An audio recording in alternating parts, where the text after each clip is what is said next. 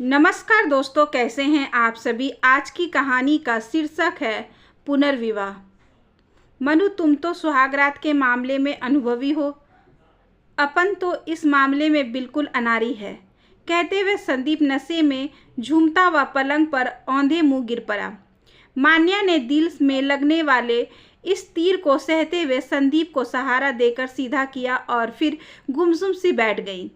थोड़ी देर में संदीप गहरी नींद में सो गया था, लेकिन मान्या की आंखों में नींद कोसों दूर थी।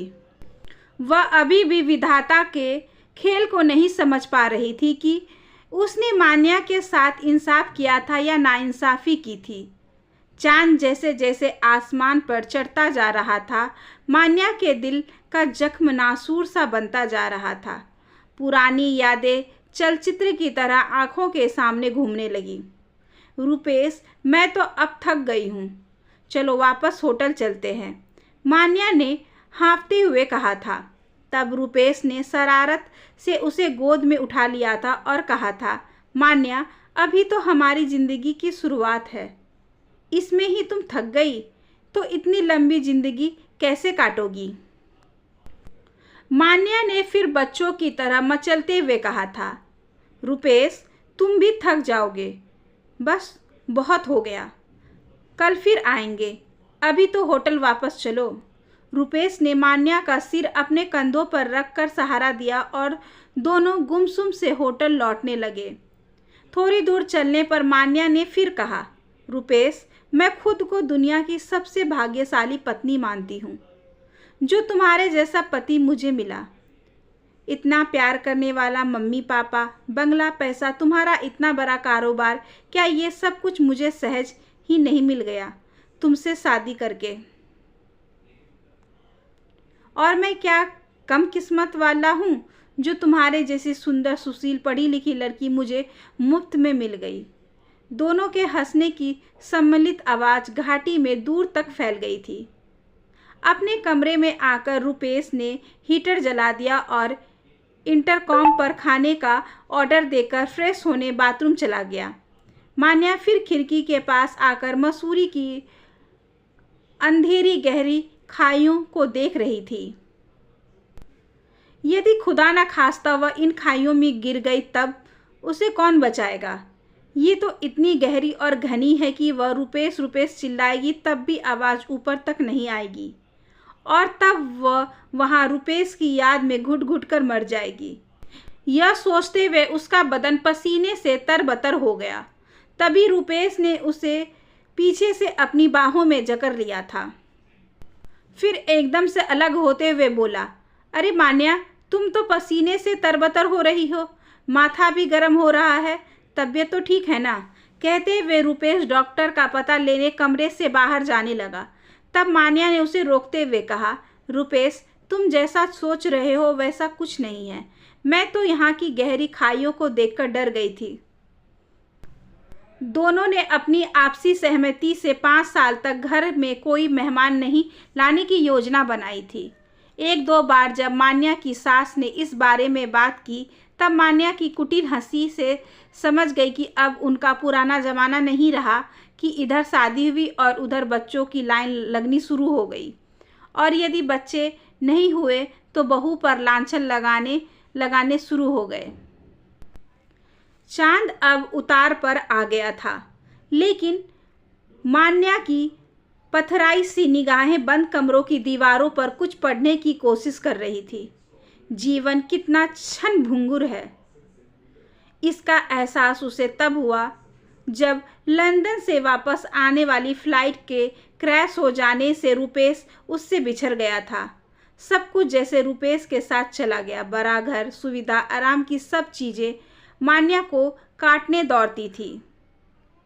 एक दिन रुपेश के पिताजी देवेंद्र खन्ना ने मान्या से कहा, बेटी, ये ज़िंदगी बहुत लंबी है, तुम्हें मैं आंसू बहाते देखता हूँ तो मेरा कलेजा मुंह को आ जाता है। मैं चाहता हूँ कि तुम्हारी शादी करके हम तुम्हारे जीवन को फिर से खुशियों से भर दें। लेकिन मान्या इस स्थिति को स्वीकारने के लिए दिल से तैयार नहीं थी। वह चाहती थी कि रुपेश की याद के सहारे पूरी जिंदगी काट दे।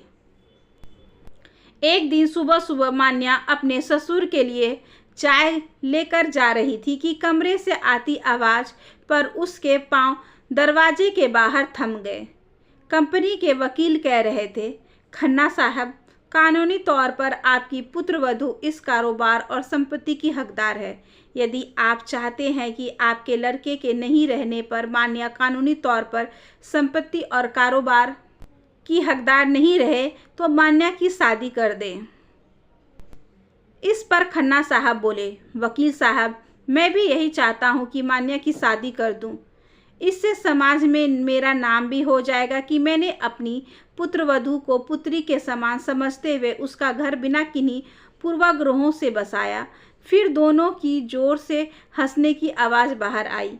खन्ना साहब अब रोज मान्या को अतीत की याद दिलाकर भविष्य सुधारने के लिए उकसाते।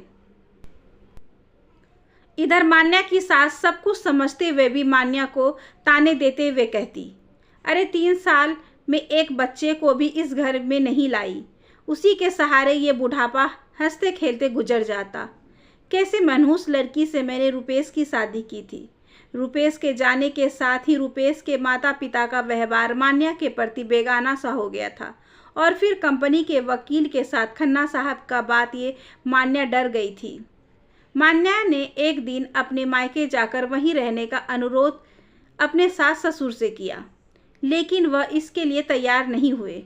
आखिर सब तरफ से हार कर मान्या ने खन्ना साहब को अपनी दूसरी शादी की सहमति दे दी और एक साद समारोह में मान्या की शादी संदीप के साथ हो गई। सुबह की लाली आसमान पर छाने लगी थी। मान्या की पूरी रात जागते हुए बीती। संदीप ने करवट बदलते हुए फिर कहा, मन्नू, तुमने तो पूरी रात ही बेकार कर दी। अरे थोड़ी देर के लिए मुझे रुपेश ही समझ लेती।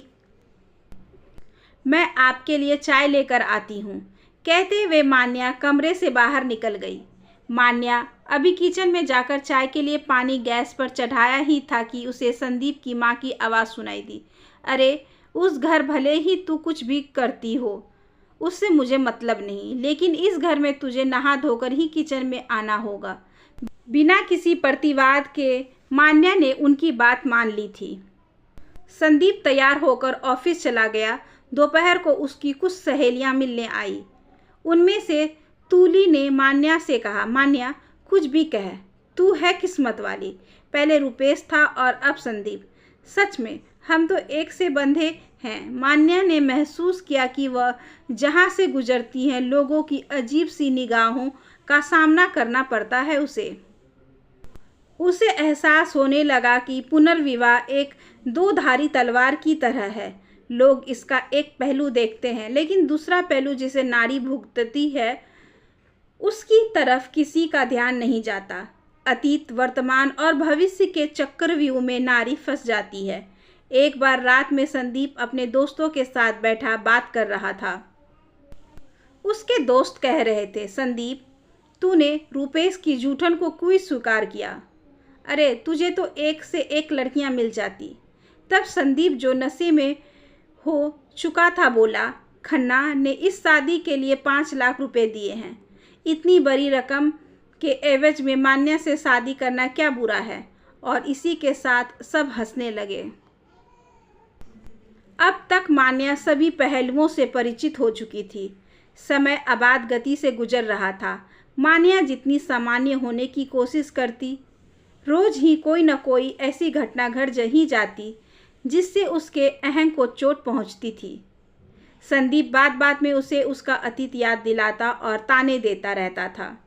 मान्या सोचती कि क्या पुनर्विवाह करने वाली हर नारी को इस तरह की दोहरी मानसिकता में रहना पड़ता है।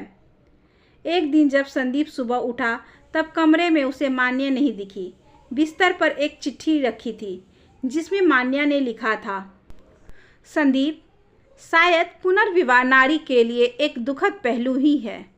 हो सकता है इसके पीछे सोच अच्छी रही हो। नारी को असहाय समझते हुए सहारा देने की अवधारणा इसके पीछे रही हो, लेकिन जब सहारा एहसान सा दिखने लगे और नारी मन को ओछी मानसिकताओं के चलते घर बाहर सब जगह दूसरे दर्जे का स्थान मिले, वह भी जिंदगी भर तानों के साथ। इससे अच्छा तो यह है कि रास्ते ही बदल दिए जाए। मैं ही तुम्हारी ज़िंदगी से हट जाऊं, इसलिए मैं अपने मायके जा रही हूं। तुम अपनी खुशी के लिए सुविधानुसार तलाक के कागजात भेज देना, मैं दस्तखत कर दूंगी। मान्या। चिट्ठी पढ़कर संदीप एक बार तो सोच ही नहीं पाया कि यह क्या हो गया। साथ ही उसे मान्या की अनंत पीड़ा का भी एहसास हुआ, जिसे उसने समझा ही नहीं था। पुनर्विवाह पुरुष के लिए भले ही सहज होता हो, परंतु नारी के लिए उतना ही कष्टप्रद हो सकता है जब उसे उसका पति ही सही परिप्रेक्ष्य में ना ले। संदीप ने तो सोचा था कि उसने मान्या से शादी करके उसके ऊपर बड़ा एहसान किया है। अब वह जिंदगी भर संदीप के एहसान तले जीती रहेगी। लेकिन मान्या ने जल्द ही वास्तविकता से उसे परिचित करा दिया था। संदीप संताप की आग में जल रहा था। अगले ही दिन वह मान्या के मायके गया।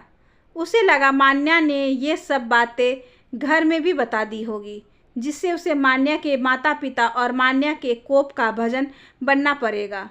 लेकिन ऐसा कुछ नहीं हुआ, क्योंकि हालात ने मान्या को इतना कठोर बना दिया था कि मानो उसे जहर का प्याला पीने की आदत हो गई थी। मान्या ने सहज ही संदीप से पूछा, अब क्या लेने आए हो? संदीप ने शर्म से सिर झुकाते हुए कहा, मैं तुम्हें लेने आया हूँ। तुम्हारी पीड़ा, तुम्हारा दर्द समझने में मुझे थोड़ी देर लगी, लेकिन अब समझ में आ रहा है कि मैं तुम्हें जिंदगी भर नहीं छोड़ सकता। मुझे माफ़ कर दो मान्या, अतीत के दरवाजे आज से तुम्हारे लिए बंद हो गए हैं। अब तुम और मैं केवल भविष्य की ओर बढ़ेंगे। पूर्व की तरह मान्या बिना कोई प्रतिवाद किए अपना सामान बांधने लगी संदीप के साथ जाने के लिए, यह सोचते हुए कि शायद इसी तरह लोगों की सोच पुनर्विवाह के मामले में बदलेगी। आशा करती हूँ कि आज की ये छोटी सी कहानी आपको अच्छी लगी होगी। अगर अच्छी लगी हो तो please like, share and subscribe करें हमारे चैनल को। ज़्यादा से ज़्यादा शेयर करें और बेल आइकन को ज़रूर प्रेस कर लें, ताकि अगली वीडियोस की नोटिफिकेशन आपके पास सबसे पहले पहुँचे। धन्यवाद।